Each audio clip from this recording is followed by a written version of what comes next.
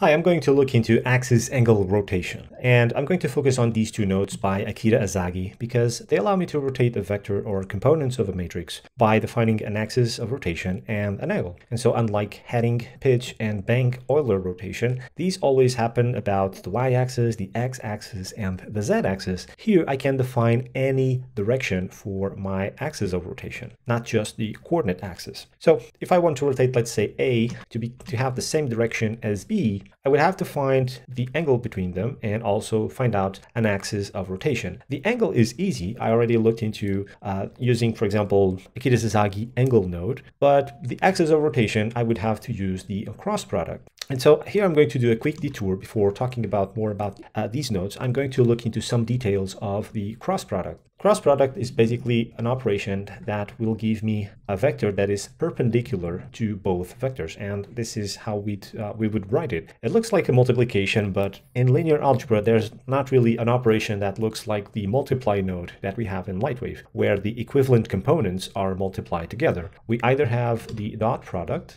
or the cross product. And so let's look into the cross product. Basically, let's say that we have A and B, and doing the cross product between them will give me a vector like this. So this vector is perpendicular to both vectors, and basically it means that it's perpendicular to the plane that contains both vectors, and by that it will also mean that it's perpendicular to all the vectors contained in that plane. So it's a pretty nice tool to find perpendicularity, and also it's basically, it comes with some ties. So for example, you could tell me, well, why is that vector going up? If I do a vector that goes down, that will also be perpendicular. So which one do I get out of the cross product? The answer to that is tied into the coordinate system. So Lightwave is a left-handed coordinate system, so clockwise rotations are considered to be positive. So when I put my left hand with my thumb up and I close my fingers, this motion will be a positive rotation.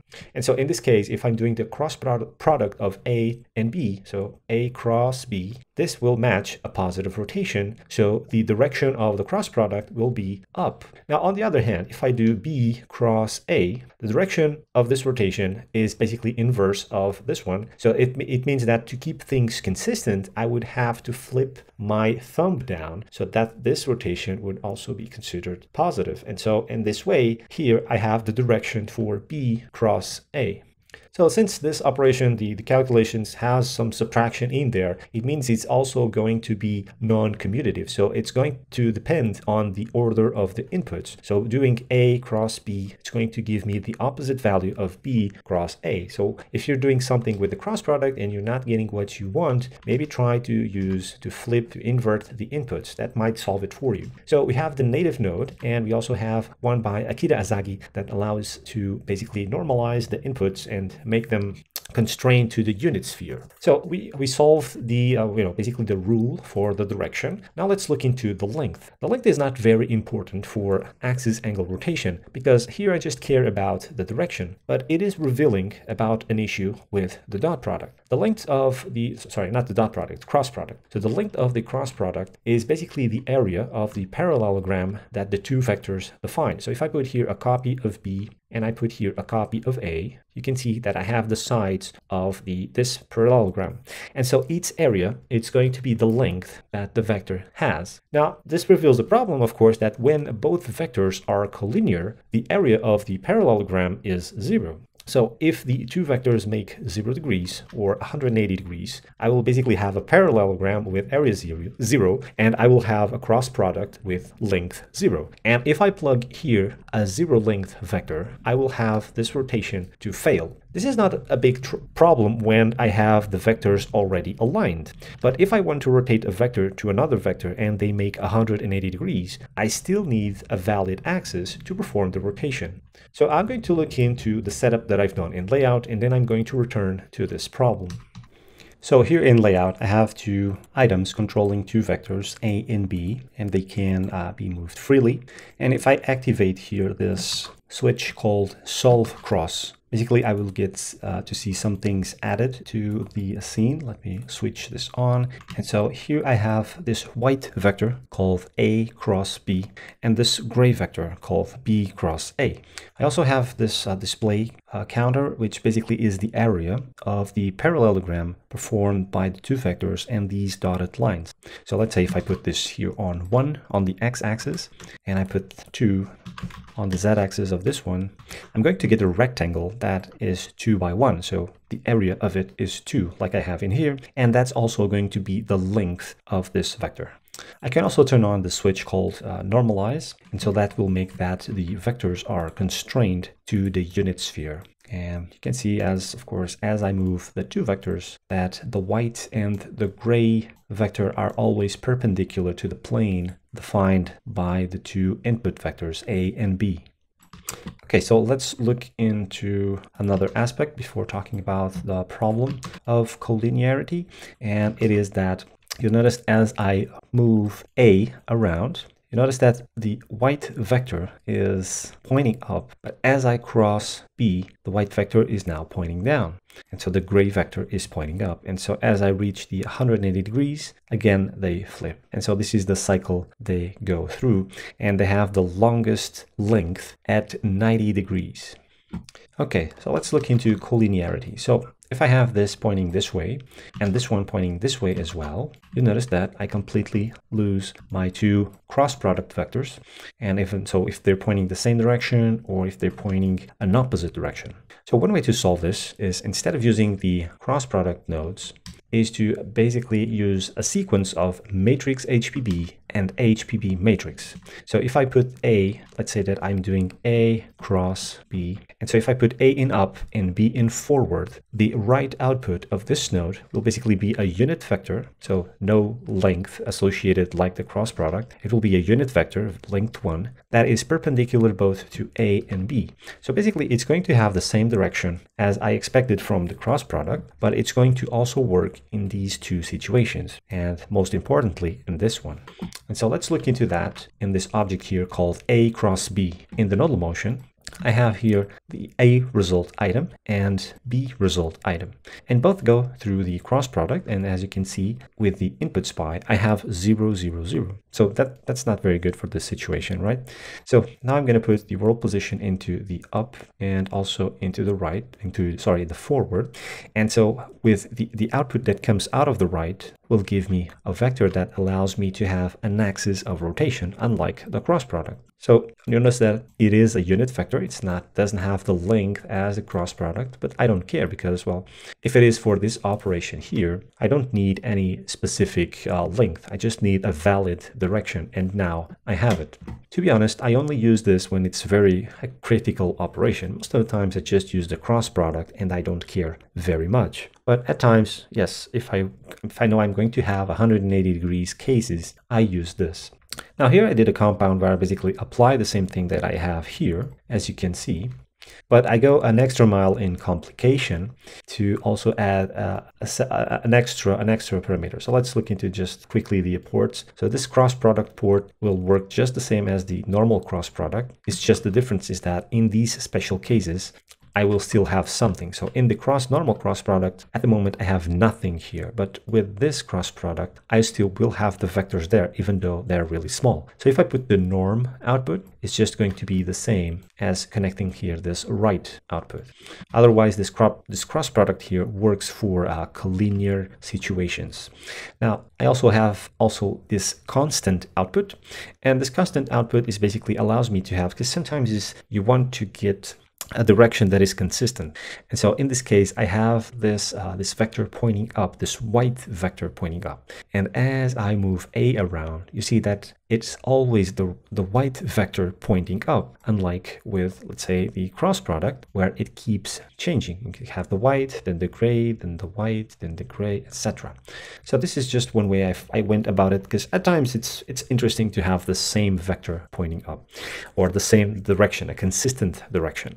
And so the way I go about doing this is I used a third vector to check against my result and to see if it was on the same side. If it was, then keep it. If it is not, flip it. And so we can see that inside the compound. So here I have the result of this cross product, and it's put into this dot product with the vector that I use to check. In this case, the default value is 1, 1, 1. So what I'm going to get with this is I'm going to do a check where basically I just check in generally if the vector that I'm getting is according to my expectations and faces the same side.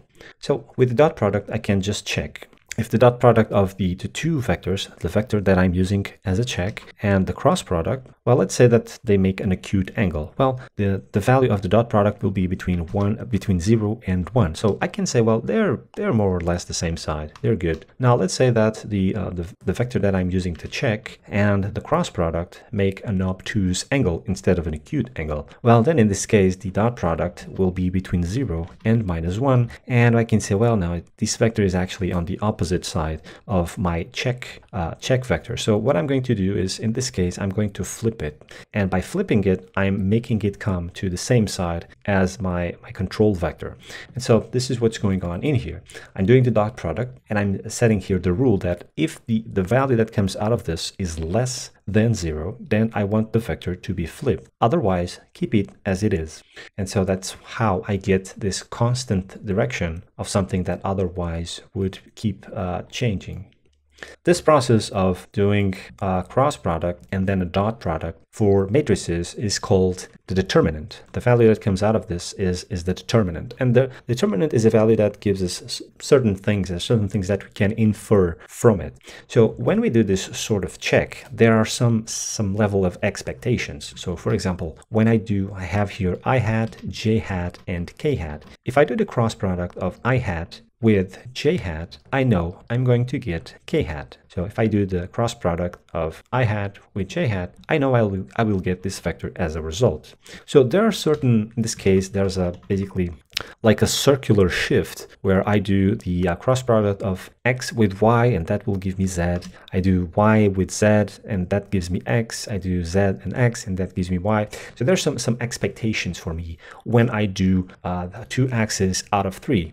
When I check that expectation of mine against what I actually have with the dot product, and I determine if what I expect with what I have is on the same side or on the opposite side, then for example, I can say that the matrix is flipped or not, because if this value is less than 1, it will mean that the matrix is flipped. So for example, in this case, instead of having the right vector in here, I have the right vector in here. So the polygons deformed, or the vertices deformed by this matrix will make the polygons flip. Now another thing that I can get from the determinant is that if the value is 1 or -1, it means that the axes are perpendicular. The matrix is flipped on the case of -1, but it's perpendicular nonetheless. If the value of the determinant is 0, well, it will basically mean that I cannot invert this matrix, and so sometimes that can be problematic. And the absolute value of this will be the volume of the parallelepiped. So let's look into what is that thing. What is a parallelepiped? So here I have this matrix item composed of 3 vectors plus the position. And so I can basically have this cube that spans from 1, 1, 1. And it's going to be deformed by this matrix. So if I rotate these translation object, or if I, let's say, move an individual component of the matrix, you'll see that cube becoming skewed. And so what is a parallelepiped? It's basically a solid in which the faces are not, they're not squares anymore. They are parallelograms. And so that's the reason for that to be called parallelepiped. So the determinant of this matrix will be equal to the volume of this solid. And so, of course, when the determinant is flipped, I will see the polygons of this mesh being flipped. And so now here they turned red. So this is just a bit for display fun, not something that is actually always useful. But the determinant is it's something that in some nodal environments we have a dedicated node for that. So it makes sense to mention. If I come here to the parallelepiped nodal displacement, you see that I have here the determinant compound, and let's say I have this value here, but if I move this into the opposite side, you'll notice that now this value becomes negative. So it checks out with what I was saying here. It's a flipped matrix. Also, if I put, let's say, this vector to 0, so that the volume of the parallelepiped becomes 0, well, now there's no way I can invert that. So how do I invert a vector that is 0, 0, 0? There's no way to invert that. And that's something that when we try to invert a matrix, we have this Boolean output here. This Boolean output just basically tells us if the matrix is invertible or not. And you'll notice that when the Boolean is 0, the determinant is also 0. So in this case, they're both 0. Or let's say if I move this this vector here, and now they both are on the same position, the up and the right. And so the volume of the parallel pipette is 0 again. And so here I have this to be 0, and I also have the Boolean to be 0. But as I'll move this a little bit away, now the Boolean becomes 1, so I can invert this matrix.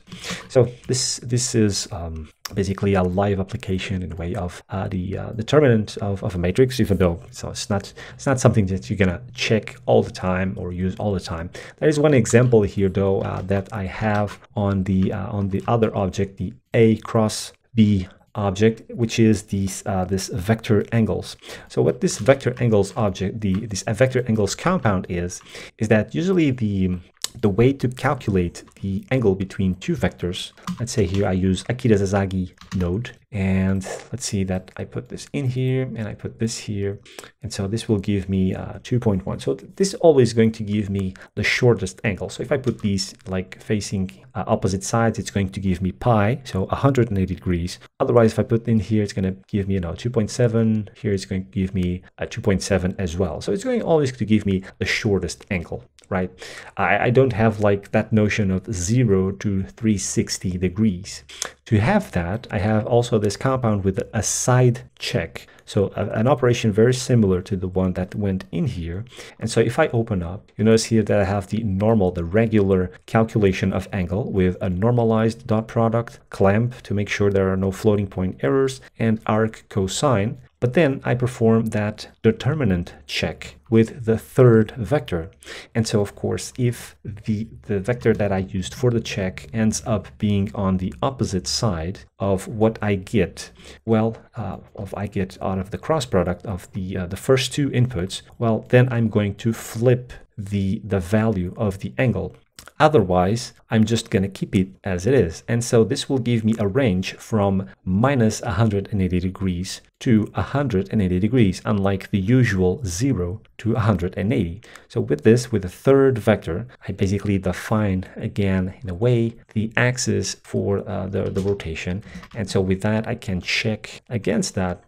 I can check if this is 0 or if it's 360, etc. And so this compound here uses the same principle that I talked about, the determinant, to basically perform these sort of angle measures that usually we don't have access to. The issue is that it will always rely on a third vector. You can't have this sort of values just with two vectors. So this is it. Next, I'm going to then look again to some operations using these two rotate nodes.